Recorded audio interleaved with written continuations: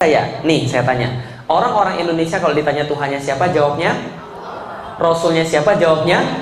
Tapi mereka benar-benar yakin nggak sama Allah dan Muhammad? Kayaknya enggak deh. Nggak semua deh, betul. Atau mungkin kebanyakan enggak deh. Ustaz jangan suuzon. Oke, nggak percaya. Ini saya buktiin. Jumat kemarin, lihat banyak angkot-angkot berkeliaran.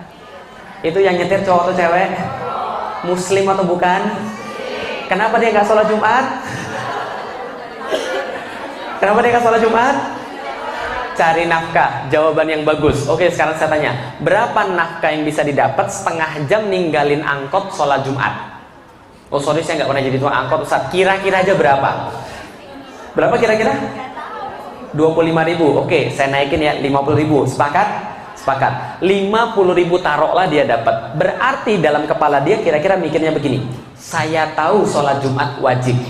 Saya tahu Tuhan saya adalah Allah, dan Allah yang wajibin saya sholat Jumat.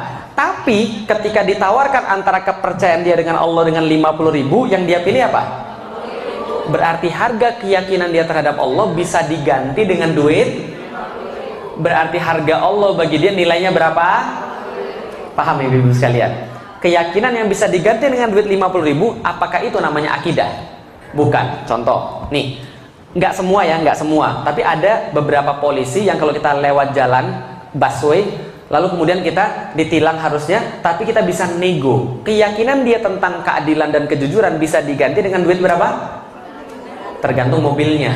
Kalau mobilnya bagus 150 itu kan, kalau mobilnya nggak bagus biasa 100.000. Tapi itu namanya akidah atau bukan? Bukan. Berarti keyakinan kayak begini keyakinan yang nggak betul. Keyakinan seperti apa yang betul? Nih, keyakinan yang betul yang kayak akidah. Nih contohnya, kita punya ginjal ada berapa? Dua. Yakin? Mau nggak 2 ginjal ibu-ibu sekalian saya ganti sepasang ginjal ibu-ibu sekalian dengan duit 500.000? Mau? Oke, mungkin terlalu sedikit, naikin 1 miliar, mau? Naikin lagi 1,5 miliar, mau? Tawaran terakhir 2 miliar, deal or no deal? Kenapa nggak mau?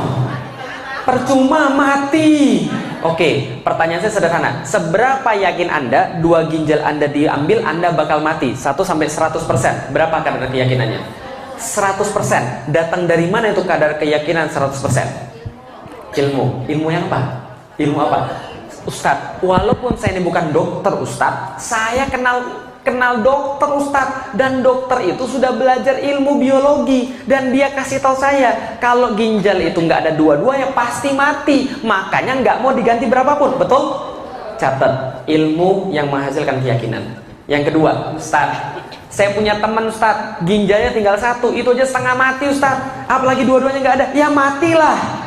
Bukti. 2, catat, ilmu, bukti, itu yang menghasilkan keyakinan. Ketika ilmu dan bukti bertambah banyak, maka semakin kuat keyakinan. Ketika dia satu titik dia bertambah banyak dan bertambah kuat, dia jadi 100% yang tidak mungkin bisa diganti dengan apapun.